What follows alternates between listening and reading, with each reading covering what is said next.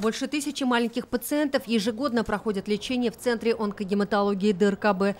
Тенистый парк здесь нужен как нигде, поэтому высаживать решили не молодые деревца, а крупномеры. К волонтерам присоединился Рустам Миниханов. Фартук, лопата, лейка и вперед.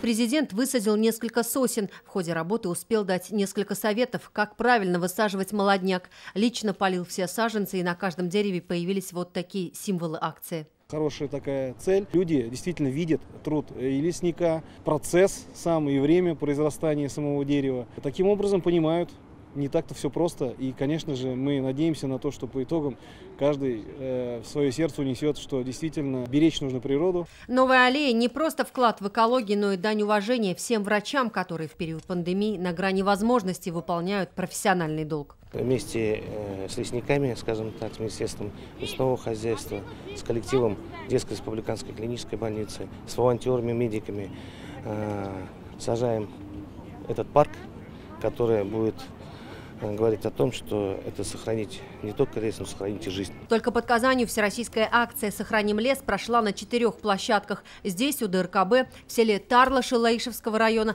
в деревне Ивановка Высокогорского района и в столичном микрорайоне Кульсиитово. В Пестричинском лес сажали у села Старое Шигалеево. Эта акция для нас не первый раз. Мы весной этого года тоже участвовали. В песчаных ковалях мы тоже в лесу. Это же великое дело, великое благо. Сотни добровольцев в свой выходной день приехали сюда ради общей цели – восстановить зеленое богатство своего края. Мы очень рады сегодня присоединиться к большой всероссийской акции «Сохрани лес».